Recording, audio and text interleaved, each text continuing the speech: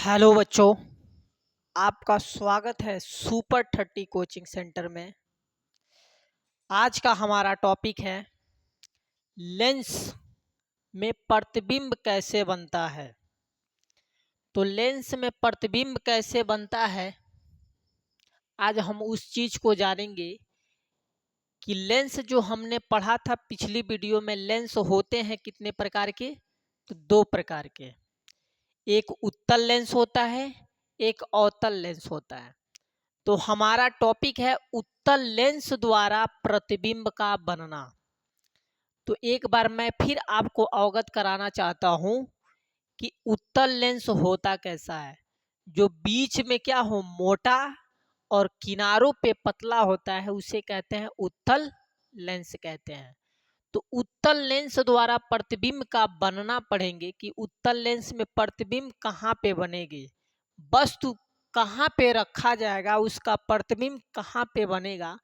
हम उसको basic level से एकदम मूलभूत आधार से सरल और सटीक आसान भाषा में जानेंगे कि उत्तल लेंस के सामने कोई वस्तु रखी जाती है तो उसका प्रतिबिंब कहाँ पे बनता है, किस जगह बनता है, उसको हम डिटेल इस वीडियो में जानेंगे।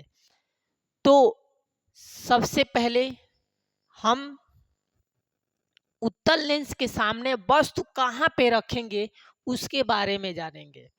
तो सबसे पहले उत्तल लेंस के सामने हम वस्तु को रखेंगे अनंत पे, यानी अनंत पे कोई वस्तु रख दी जाए तो उसका प्रतिबिंब उत्तल लेंस में किस जगह बनेगा, उस चीज को हम जानेंगे इस वीडियो में। तो आइए बच्चों, इस बोर्ड पे लिखा है कि जब वस्तु अनंत पर स्थित हो तो उसका प्रतिबिंब कहाँ पर बनेगा। तो किस लेंस में बनेगा, तो उत्तल लेंस के द्वारा। तो उत्तल लेंस के द्वारा किस जगह बनेगा, जब वस्तु को अनंत पे रख दिया जाए, यानी दूरी मालूम नहीं है कि वस्तु कहाँ पर स्थित है, अनंत पे है, लेकिन उस वस्तु से चलने वाली प्रकाश किरण जब लेंस के यानी उत्तल लेंस से टकराएगी, यानी लेंस से अपवर्तन होगी।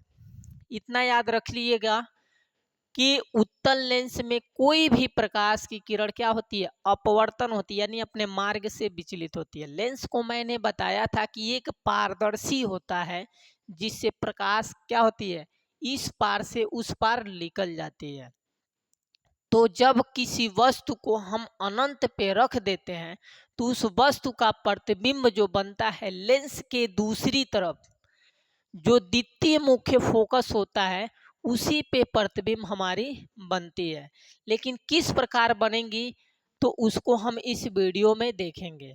तो आइए देखिए, जब वस्तु को अनंत पर स्थित है, यानी वस्तु को हमने क्या रख दिया, अनंत पे, तो परिभाषा में देखिए कि अनंत पर रखी वस्तु से चलने वाली प्रकाश किरण मुख्य अक्ष के समांतर लेंस से अपवर्तन के बाद कहां से होके गुजरती है, उसके द्वितीय मुख्य फोकस से होकर गुजरती है, यानी द्वितीय मुख्य फोकस पर मिलती है।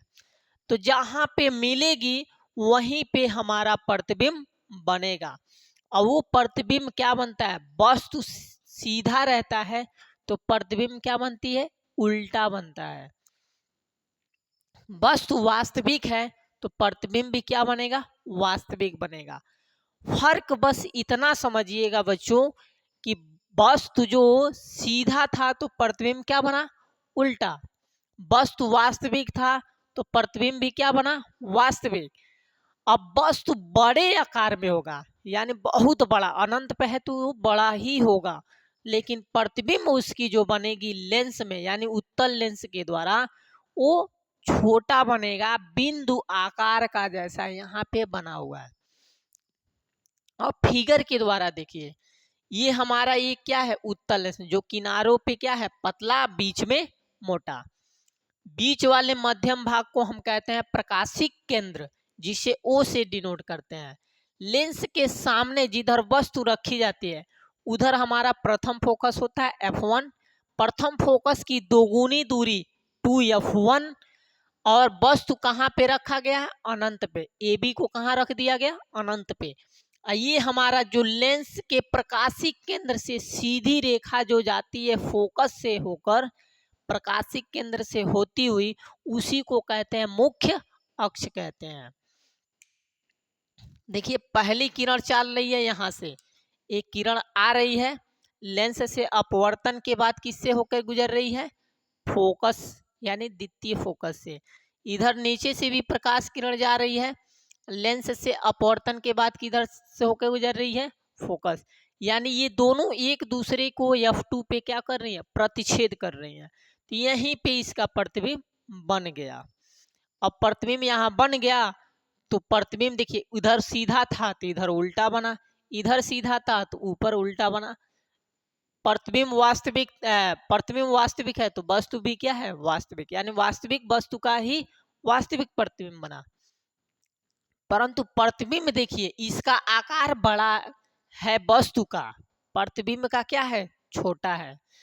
प्रतिबिंब का आकार क्या है, छोटा है, किससे, वस्तु की तुलना में। तो ये हमारा था कि जब किसी वस्तु को, इतना याद रखिएगा कि जब किसी वस्तु को उत्तल लेंस के सामने अनंत पे रखा जाता है तो उसकी प्रतिबिंब जो बनती है द्वितीय मुख्य फोकस पर ही बनती है, और वो उल्टी होती है, वास्तविक होता है, और वस्तु से बहुत छोटा बिंदु आकार जैसा होता है। दूसरा हमारा है, अब इससे थोड़े आगे बढ़ेंगे तो अनंत और 2F1 यानी अनंत, मान लीजिए ये हमारा अनंत हो गया और ये हमारा 2F1 हो गया, वस्तु के दोगुनी यानी फोकस दूरी का दोगुना दूरी। किसका, प्रथम फोकस दूरी की दोगुनी दूरी जो होती है 2F2 होती है। 2 से गुणा कर देंगे F1 में तो 2F1 हो जाएगा। तो अनंत और 2F1 के बीच में अगर कोई वस्तु रखा जा रहा है तो उसकी प्रतिबिंब कहाँ पे बनेगी, लेंस के। तो लेंस के दूसरी ओर उसकी प्रतिबिंब जो बनती है फोकस दूरी की दोगुनी दूरी, ये हमारा फोकस दूरी यानी F2 की दोगुनी दूरी 2F2 के बीच में ही बनता है। और वो कैसा बनेगा, तो वस्तु से छोटा बनेगा, वास्तविक बनेगा, और आभासी होगा कि वास्तविक, तो वास्तविक बना। लेकिन अब फर्क क्या है, किसके बीच बना है, तो F2 और 2F2 के बीच में बना है। याद रखिएगा, जब अनंत पे था तो द्वितीय मुख्य फोकस, जब अनंत और 2F1 के बीच में होगा तो F2 और 2F2 के बीच में ही बनेगा। सीधा बनेगा कि उल्टा बनेगा, तो वस्तु सीधा तो प्रतिबिंब हमारी क्या बनेगी, उल्टी बनेगी। अब इसको हम परिभाषा के अनुसार जानेंगे कि कैसे बन रहा है। कि जब वस्तु को अनंत और 2F1 के बीच में रखा जाता है यानी स्थित हो, तो वस्तु से चलने वाली प्रकाश की पहली किरण, ये प्रकाश की पहली किरण है जो चल रही है किसके, मुख्य अक्ष के समांतर आ रही है, और लेंस से टकराने के बाद फोकस से होकर गुजरती है। दूसरी किरण प्रकाशिक केंद्र से होकर जाने वाली किरण बिना मार्ग में अपवर्तित यानी बिना अपने मार्ग से विचलित हुए सीधी रेखा में चली जाती है, और ये दोनों किरणें एक दूसरे को जहाँ पे कट करते हैं वहीं पे वस्तु का क्या बनता है, प्रतिबिंब बनता है। तो वास्तविक प्रतिबिंब प्रतिबिंब आपका उल्टा है तो वस्तु क्या है, सीधा है। वस्तु का आकार बड़ा है तो प्रतिबिंब का आकार क्या है, वस्तु से छोटा है। वस्तु आपका वास्तविक है तो प्रतिबिंब भी क्या है, वास्तविक है। तो आपको समझ में आया होगा, दो हमने टॉपिक आपको बताया, अभी इसमें 4 और बाकी हैं। अब इसके बाद से आगे जानेंगे कि वस्तु को हम 2F1 पे रखेंगे तो उसका प्रतिबिंब कहाँ बनेगा। तो जब किसी वस्तु को 2f1 पे रखेंगे तो उसकी प्रतिबिंब जो बनेगी 2f2 पे ही बनेगा, लेंस के दूसरी तरफ बनेगा। और वस्तु जितना बड़ा होगा उतना ही बड़ा उसकी प्रतिबिंब होगी। वस्तु सीधा होगा तो प्रतिबिंब क्या होगा, उल्टा। वस्तु वास्तविक होगा तो प्रतिबिंब भी क्या बनेगा, वास्तविक बनेगा। अगली वीडियो में हम जानेंगे उसको। और जब वस्तु 2f1 और f2 के भी 2f1 और f1 के बीच में रखेगा उसका प्रतिबिंब कहाँ बनेगा। फिर उसके बाद से f1 और प्रकाशिक केंद्र के बीच में रखा जाएगा तो उसका प्रतिबिंब कहाँ बनेगा। तो अगली नेक्स्ट वीडियो में हम जानेंगे। तो प्लीज बच्चों, आपसे रिक्वेस्ट है कि वीडियो को लाइक करें, चैनल को सब्सक्राइब करें और ज़्यादा से ज़्यादा शेयर करें। All my dear student, thanks. जय हिंद, जय भारत।